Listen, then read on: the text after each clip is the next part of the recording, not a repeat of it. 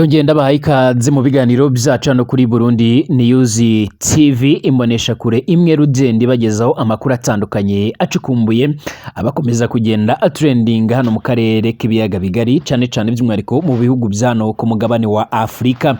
Ikaze nanone mu biganiro byacu byo kuri wa gatatu tariki ya 31 ukwezi kw'indwi umwaka w'2024 tugiye kugaruka ku makuru akomeye cyane ari yaravugwa ngaha mu gihugu cy'u Burundi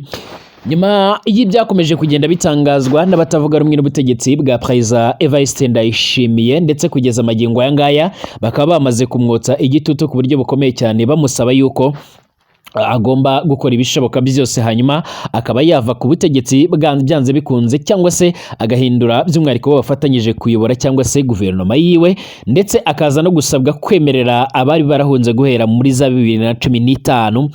bahunga ibibazo byabaye kudeta ndetse n'izindi mvururu zabaye ngaha muri ico gihugu cy'u Burundi. Uyu mugabo nawe yamaze by'umwihariko kuba yashimangira ko ibi bidashoboka ndetse aza gusohora itangazo rikomeye cyane ndetse ryaje no gutera benshi ubwoba.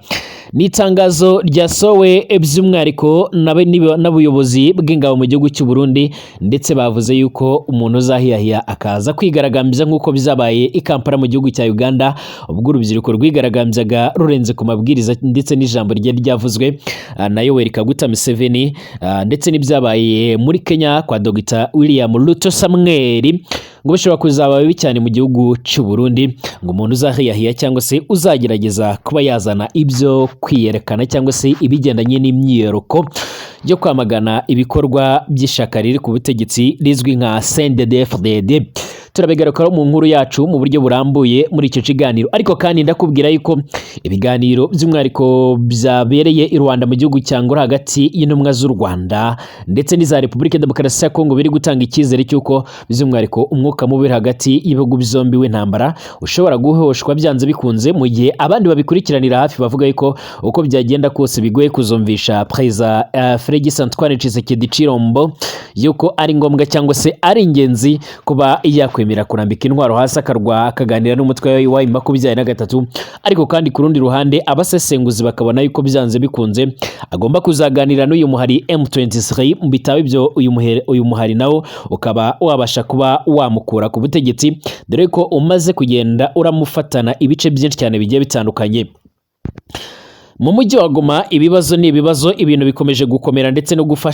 gufata indi ntera nk'uko bikomeje kugenda bigaragara, nk'uko ibintu bikomeje kugenda bivugwa hano mu gihugu cy'u Burundi ndetse kugeza magingo aya ngaya nk'uko bikomeje kugenda bivugwa hano mu gihugu cya Kongo. Mu mujyi wa Goma ibintu bikomeje gushyuha ndetse no gufata indi ntera ndetse abakurikiranira hafi ibibera hariya muri kiriya gihugu barashimangira ndetse bakanagaragaza neza ko by'umwihariko ibyihagarikwa rya GPS byaje gutezwa ihagarika ry'indege ry'ingendo zo mu kirere kubera ibibazo bya GPS yagiye ivuyeho by'umwihariko byaje guteza ibibazo bikomeye cyane, ariko kandi kugeza magingo aya ngaya ibikomeje kugenda bitangazwa ndetse n'ibikomeje kugenda bivugwa kugeza ubu ngubu noneho byamaze kugira udubi ubwo leta ya Repubulika Demokarasi ya Kongo yongeye by'umwihariko kongera gushinja u Rwanda kuba rwaje rukomeje kugira uruhare mu ikorwaho rya GPS. Turagaruka mu makuru akomeye cyane akomeje kugenda avugwa aho abarundi bakomeje kugenda bahura n'akaga gakomeye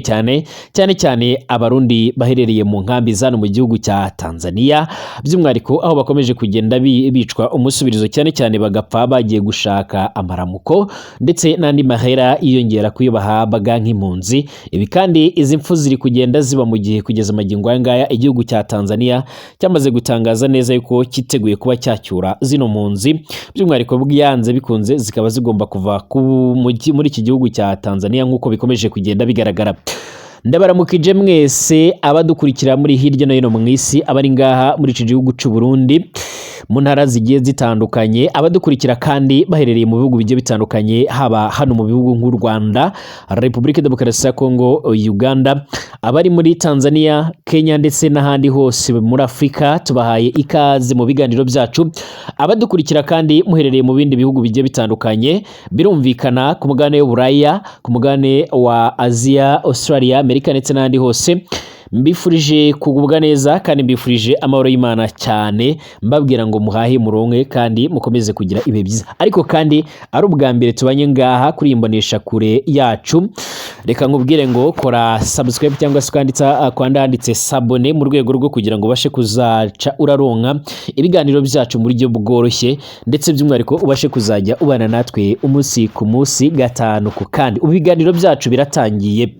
Itangazo rikomeye cyane by'umwihariko ryaje gukurira inzira ku murima imihari igiye itandukanye ndetse n'imigambwe igiye itandukanye itavuga rumwe n'ubutegetsi ndetse itavuga rumwe n'ishyaka riri ku butegetsi ngaha mu gihugu cy'u Burundi. Umugambwe by'umwihariko uzwi nka CNDD-FDD unarongoye ubutegetsi ubu ngubu kugeza magingo aya ngaya, ibintu bikaba bikomeje kugenda bihindura isura nk'uko bikomeje kugenda bitangazwa. Ni mu gihe ku munsi w'ejo navuga ko ibintu byari byakomeye, ibintu bikomeje kugenda bifata indi ntera nyuma y'uko by'umwihariko abatavuga rumwe n'ubutegetsi bari bamaze kugenda bafata icyemezo cyo gusaba Evariste Ndayishimiye ibibazo bigiye bitandukanye agomba gukemura. Perezida Evariste Ndayishimiye w'u Burundi yasabwe ikintu by'umwihariko gisaba imbaraga ndetse no kugitekerezaho mu buryo bukomeye cyane. Hari ku cyumweru tariki ya 28 z'ukwezi kw'indwi umwaka w'2024 ishyaka rya Sahwaya Frodebu ryasabye Perezida Evariste Ndayishimiye ikintu kimusaba gutekereza cyane, aho ryamusabye gusesa guverinoma yiwe yose kugira ngo by'umwihariko abashe kugera kubikomeye cyangwa se abashe kuba yakemura ibibazo by'abarundi bafite kugeza magingo aya ngaya, dore ko Burundi bukomeje kugarizwa n'ibibazo byinshi cyane bigiye bitandukanye, byaba ubukene bukabije cyane, amazi meza, ibura ry'ibitoro ndetse by'umwihariko n'umutekano muke ukomeje kugenda urazamba umunsi ku munsi. Iri shyaka nk'uko rero ryabisobanuye rivuga ko kwirukana abagize guverinoma iriho ndetse no gushyiraho uburyo bwemerera abahunze gutahuka, kandi ko by'umwihariko ngibi byose nibyo byatuma Urundi bubasha kugira amahoro asesuye. Umuyobozi cyangwa se ubuyobozi bw'iri shyaka rya Sahwanya Frodebu bwabigarutseho ubwo by'umwihariko ryizizaga isabukuru y'imyaka 32 rikora mu buryo bwemewe n'amategeko nk'uko byaje kugenda bitangaza.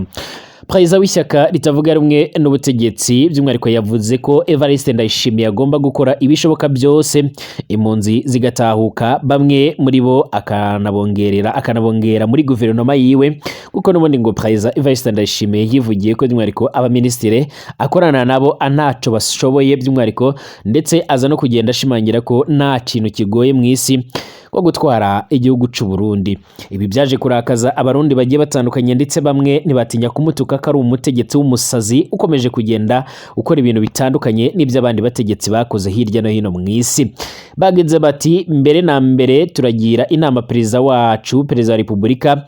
gukora ibishoboka byose kugira ngo impunzi zose z'abarundi ziba mu buhungiro zisubire mu gihugu zibashe kuba zotahuka. Turifuza ko kandi by'umwihariko yanahindura guverinoma yiwe akongeramo n'abandi batavuga rumwe n'ubutegetsi. Ibi ngibi kandi birasa naho by'umwihariko ari ibintu bidashoboka kuba wabwira Evariste Ndayishimiye ngo abashe kuba by'umwihariko yakora ibintu nk'ibyo ku butegetsi. Iri shyaka kandi ryasabye Perezida Ndayishimiye kugira ngo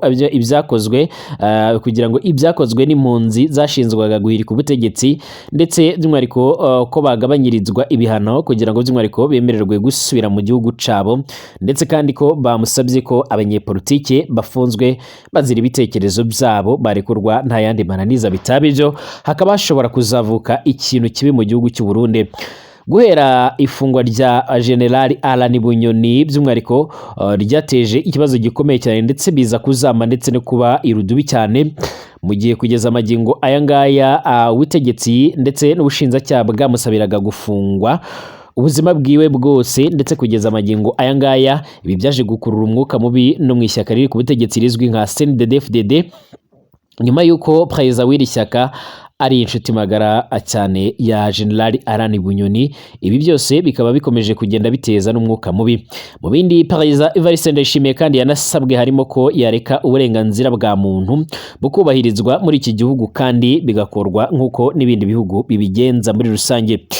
Kugeza amagingo aya ngaya rero nk'uko bikomeje kugenda bigaragara, ubu noneho ibintu byongeye kuzamba nyuma y'uko leta y'igihugu cy'u Burundi imaze kumva ibyifuzo by'abatavuga rumwe nabo, by'umwihariko baje gusorana bitangazo rikomeye cyane. Itangazo ryaje kuza ari itangazo riteye ubwoba, ndetse bakaba bamaze kugenda basaba ndetse banerekana yuko ibikomeje kugenda bivugwa ndetse n'ibikomeje kugenda bisabwa ari ibintu by'umwihariko bidafite ishingiro ndetse nta n'ikintu na gitoya bishobora kuba byatanga, ndetse banavuga yuko uzahiyahira akagerageza kuba yakora ibikorwa bihungabanya uburenganzira bw'ikiremwa muntu ngaha mu gihugu cy'u Burundi ashobora kuzahura n'ingorane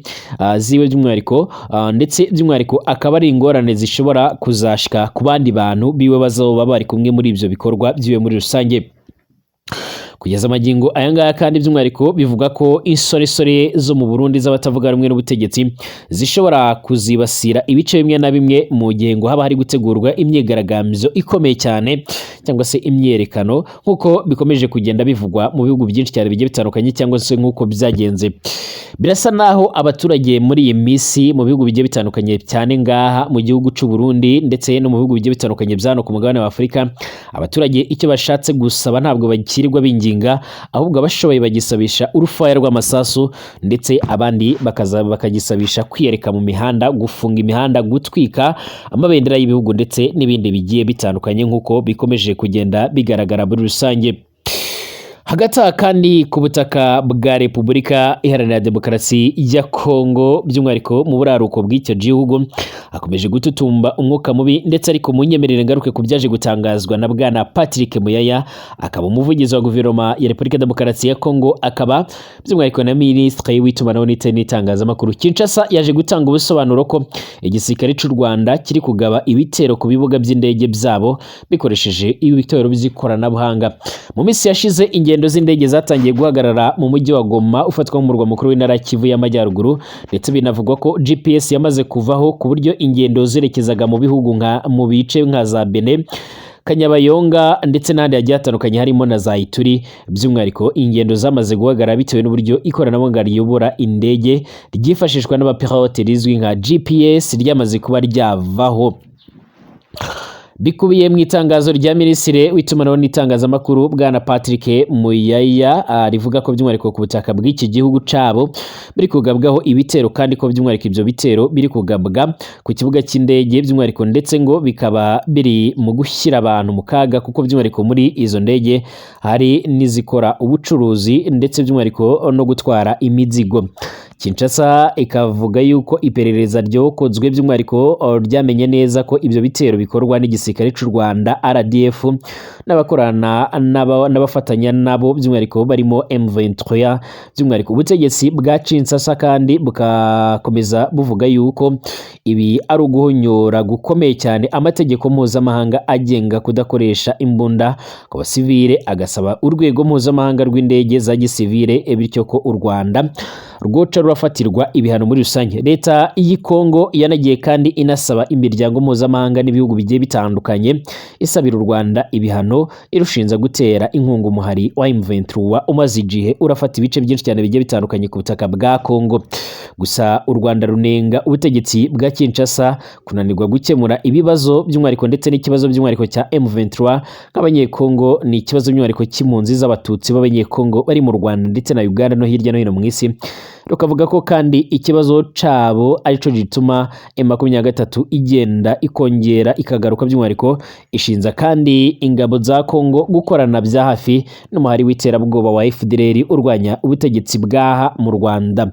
Kuri aya makimbirane kandi hagati y'ibihugu byombi guhera mu mwaka wa 2012 hashyizweho urwego rw'ingabo z'umwihariko n'inzobere ziswe Expanded Joint Verification Mechanism rugenzura ibikorwa by'umutekano muke hagati y'imipaka y'ibihugu byombi. Ntibizwi niba Kongo yagejeje kuri urwo rwego ikirego cyayo nk'uko bikomeje kugenda bigaragara muri rusange. Kugeza magingo aya ngaya rero kandi hakomeje kuvugwa ibiganiro bizahuje intumwa z'u Rwanda ndetse n'iza Repubulika Demokarasi ya Kongo i Rwanda mu gihugu cya Angola, ndetse n'ibiganiro bya birimo na Perezida Joao Lourenço usanzwe ari umuhuza mu bibazo hagati y'u Rwanda ndetse na Kongo, ariko kandi akaba ari na perezida w'icyo gihugu. Ni ibiganiro byaje kwibanda ku kurebera hamwe uburyo amakimbirane akomeje kuvuguza ubuhuha hagati y'ibihugu byombi, by'umwihariko amakimbirane abenshi badatinya kuvuga ko ashobora no kuzabyara intambara yahoshwa vuba na bwangu, mu rwego rwo kugira ngo by'umwihariko ibibazo bibashe kuba byakemuka muri rusange. Olivier Nduhungirehe by'umwihariko niwe wari uri ku ruhande rw'u Rwanda, ndetse reka nanakubwire byinshi kuri iyi nkuru, aho tunategereje imwe mu myanzuro ikomeye cyane yaje gufatirwa muri iyi nama. Reka kandi nanakwibutse ko iyi nama ibaye ikaba iri gutegura by'umwihariko umuhura cyangwa se uguhura kwa perezida w'u Rwanda, Perezida Paul Kagame, ndetse na perezida wa Repubulika Demokarasi ya Kongo. U Rwanda na Repubulika Demokarasi ya Kongo bari mu biganiro i Rwanda mu gihugu cya Angola. Perezida wa Repubulika ya Angola Joao Lourenço kuri wa kabiri itariki ya 30 z'ukwezi kw'indwi umwaka wa 2024 yakiriye intumwa z'u Rwanda ziyobowe na Minisitiri w'Ububanyi n'Amahanga n'iza RDC zirimo Minisitiri Therese Kayikwamba, Minisitiri w'Ububanyi n'Amahanga wa Repubulika Demokarasi ya Kongo wasimbuye kuri uyu mwanya muri guverinoma ivuguruye Christophe Rutundura. Mu makuru ibiro ntaramakuru bya Angola byashyize hanze rero byasobanuye ko Perezida Joao Lourenço na Minisitiri Nduhungirehe ndetse na Kayikwamba baganiriye ku ntambara irimo irabera mu burasirazuba bwa RDC, ari nayo yabaye intandaro y'amakimbirane hagati y'u Rwanda ndetse na Repubulika Demokarasi ya Kongo. Muri ibyo biganiro kandi byibanze ku cyakorwa kugira ngo by'umwihariko ayo makimbirane arangire, nk'uko by'umwihariko kandi byari byanzuwe mu nama iheruka kubera i Rwanda mu kwezi kwa gatatu uyu mwaka w'2024. Muri iyo nama kandi y'ubushize itsinda rya Angola ryari riyobowe na Minisitiri w'Ububanyi n'Amahanga Ambasaderi Tete Antonio. Uyu mudiplomate ni nawe wagejeje Minisitiri Nduhungirehe na Kayikwamba mu biro bya Perezida Joao Lourenço. Rero imyanzuro yafashwe icyo gihe by'umwihariko harimo ko imirwano hagati y'ingabo za leta ya Kongo n'umuhari wa M23 ihagarara, u Rwanda na Kongo Kinshasa biganahana amakuru y'ubutasi hagamijwe kubungabunga umutekano w'ibihugu byombi, ndetse intumwa za RDC zasezeranyije iz'u Rwanda na Angola ko mu nama izakurikiraho zizagaragaza ingamba ubutegetsi bw'igihugu cyabo bwafashe zo gusenya umuhari wa FDLR. Icyakora nyuma y'ibitero bikomeye cyane byibasiye inkambi ya Mugunga mu mezi aheze, bigahitana abarenga muri za 30, abarenga muri za 40 bagakomereka nyuma yo kubyegeka ku Rwanda nubwo rwabihakanye, byaje gutuma ibiganiro bisa naho bihagaze, ariko kandi byongeye kubyutswa nyuma y'uko abategetsi hirya no hino mu isi bakomeje kugenda babwira Kongo ko ikizakemura aya makimbirane ndetse n'izi ntambara ari ibiganiro. Kugeza ubu ngubu muri Repubulika Demokarasi ya Kongo ntiharatangaza ibyo yari yemeje ko yari bikoze, ariko kandi mu nama irimo irabera i Rwanda biteganyijwe ko iza gusohokamo urutonde rw'ibyizweho by'umwihariko. Ibiganiro byo ku rwego rwa Minisitiri birimo birategura ugura kwa Perezida Félix Antoine Tshisekedi wa Kongo ndetse na Perezida Paul Kagame w'u Rwanda, ndetse kandi ko na Perezida Joao Lourenço wa Angola. By'umwihariko gusa ikitaramenyekana ni igihe bazahurira, gusa umuhuza yifuza ko bohura vuba cyane. Kugeza ubu ngubu kandi hakomeje kugenda havugwa imyiteguro ikomeye cyane y'imirwanyo hagati ya M23 ndetse n'ingabo za Kongo, nyuma y'uko Leta Zunze Ubumwe za Amerika zari zarasabye agahenge, ariko kugeza magingo aya ngaya kakaba katarabashije kubahirizwa. Ni Burundi News TV ukomeje kugenda urakurikira. Iyi ni imbonesha kure imwe rudende ubasha kuzajya uraronkaho amakuru agendanye n'umutekano, politike, diplomasi ndetse n'ibindi biba biraca biravugwa hano mu karere k'ibiyaga bigari. Reka nkubwire ngo niba utarakora sabone, kora subscribe cyangwa se sabone